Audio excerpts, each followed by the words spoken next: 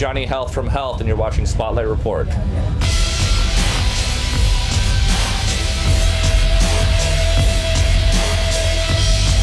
You are a global phenomenon as well. You are all over the place all of the time. You are unrelenting in your touring, and as I'll get onto your music production, but how on earth do you and Jake and BJ keep your stamina? You know, I mean, it's hard. It's not really that hard. Come on, like it's yeah. It's not like I'm digging a ditch. Yeah, it's easy. You're tired. Yeah. Sorry, like you know, like that's it. Yeah. I can fully resonate with that. Actually, yes, 100%. It's fun. It's a great job. It's a great lifestyle. You know, we've been doing it forever. You know, we love it. Yeah. Obviously, we're a little conditioned to it. We've been doing it for so long. If I was thrown into it, but still, I don't know. It was harder when we were younger. We would like sleep on floors. I couldn't do that now. It's like I'm in a hotel. It's wonderful. Yes. Yeah, how nice is that? Yeah. Absolutely. And a wonderful, thank you, Slipknot. Really great hotel. The amenities are amazing. Really? Awesome. Yes, the Knotfest, class 10 out of 10. I was just on like pure instinct going to be like, oh my gosh, where are you staying? And then it's like probably not appropriate to advertise that. Yeah. Well, when's this coming out? No, it's fine. Actually, I don't blow it up for anyone else. Yeah. Awesome. Well, as I intimated there, in addition to your touring schedule, Health's music production, in terms of both quality and quantity, is inexhaustible. So going back a little ways, in 2020/2022, Disco 4 Parts 1 and 2 were released and contained 24 of the greatest collaborations of all time. In 2024, you have released a solid selection, again, of co-creations with artists such as Bad Omens and Lamb of God. You have now released, almost exactly a month ago, The Lights with Sacred Space. Oh no, that was a remix of Sacred Skin. Sacred Skin. They're our friends from LA. Yeah, we just remixed their song. Yeah. So remixes and collabs. Yeah.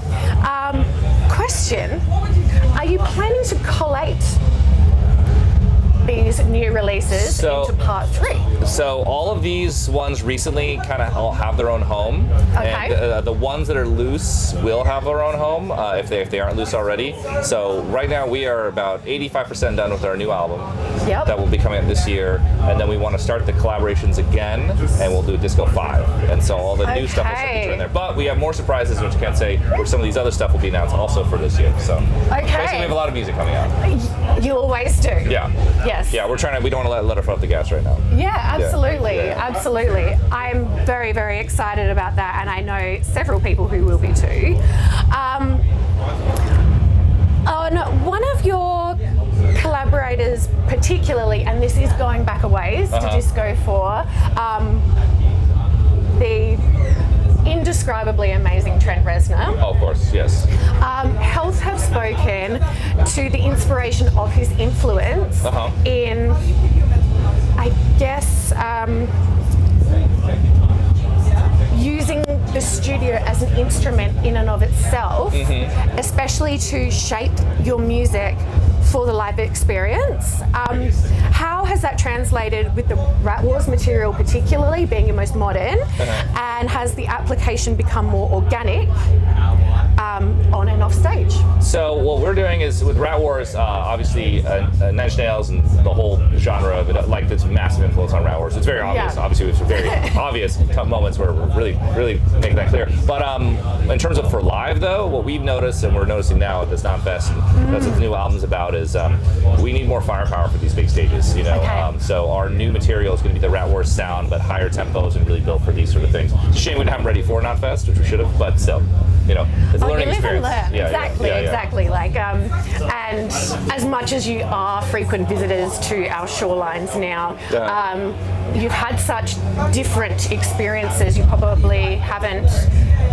I mean, I know that you played Laneway back in 2016. Yes, very different crowd, But a very different crowd and a very different aesthetic and a very different setup. So, you know, like, you can only prepare so much. That's true. Obviously, you know, here we're playing with some of the heaviest bands around. So, and, you know, we're like, we don't have any breakdowns, you know? So, obviously, we're gonna do what we do. We can't really but we're definitely integrating more influences and speeding up the tempo. Yeah. Okay. But to be fair, you were invited for a reason. Yes. So we've been very welcome. Everyone's wonderful. Shows have been great, so I can't complain. Don't want to be like everyone else, and health is certainly not that. Yeah. So, on that subject, there's no denying that health have a cinematic sort of audio-visual sensory theatre situation going on.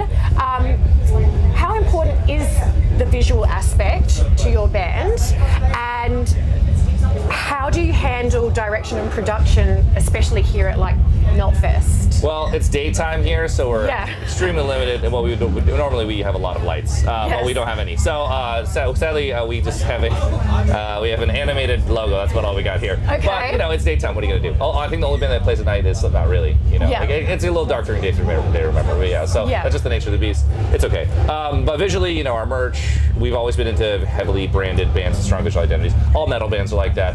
Iron Maiden, it's the reason why those are the greatest selling shirts of all time. Yeah, absolutely.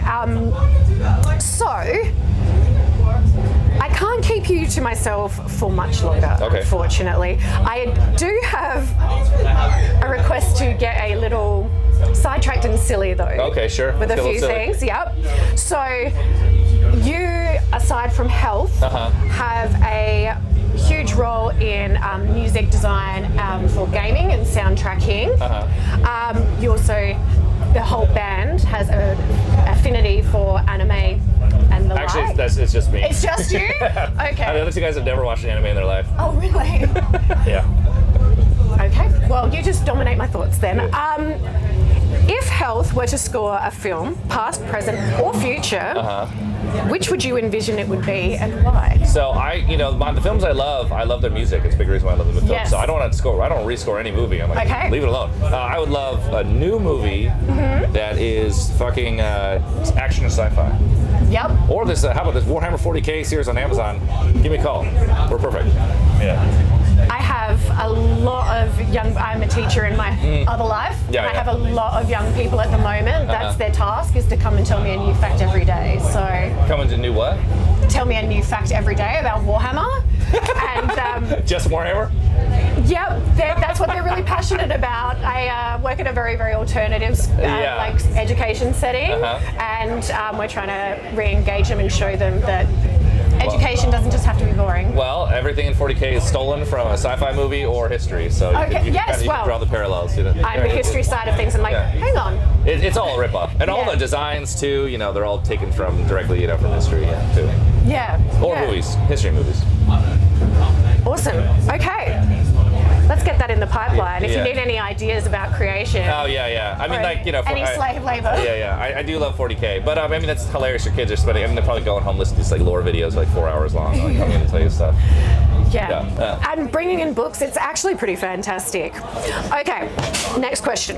The undisputed kings and gold medalists of Come Metal, the term that you coined, if health were to host a musical Olympic Games, who do you think would win silver and bronze? This is very abstract. I mean, I am abstract. Why don't we make it a hot dog eating contest? Okay. I don't know. I'm really trying to free associate here. Is there a double entendre? Yeah, never mind. How about this? We have a big festival, participation trophies. We'll have a good time. We'll roll some dice to get to see who plays last. Last but not least, amongst the uniqueness of many, many things to do with health, is your merch line. Oh, thank you. Which also features the infamous branded butt plug. Yes. Firstly, do you have any plans on, pardon my double entendre, expanding anytime soon? And having the horniest fan base out there, what is the sexiest thing you've ever been asked to sign? Sexiest, I mean, boobs are pretty normal and a butt is pretty normal, so I don't know, sexiest. People have me how to sound like video games. Not usually. Yeah. Not usually. Oh, well, it can be the people have me craziest, weirdest. Yeah, coolest, I don't know. whatever. It's all pretty normal stuff. I mean, yes, the butt plug. We have expanded the butt plug line. We have the pile bunker now, which is about this big. It's like it's like a light bulb. That's about. I think that's as far enough we need to go. But maybe Okay. I think maybe I think we'll have a body pillow. We'll keep it simple. We're not trying to. We're not going too crazy. Yes. Yeah. We don't need Yes. this much. I think the butt plug thing is just kind of. It can work as a paperweight too. It's easy. It's small. It's easy to carry. We don't need a fucking sex toy line. That's ridiculous. Yes. Yeah. Oh, well, that's a little disappointing. Yeah. I mean, maybe a lube. You have a lube. Yeah. Like a really high quality, like a water base or something. Yeah. Or something Absolutely. like that. Yeah. We're not trying to get in the sex toy business. This is just about band merch. Well, you just. We're not some fucking weirdos, okay? This is. But aren't we all? All right. Well, on that note, I would like to say again, thank you so much. It was an absolute thrill to spend time with you today. Okay. And Awesome. to meet you in the flesh. I'm so privileged. Thank you very much. Thank you for having me. I appreciate it.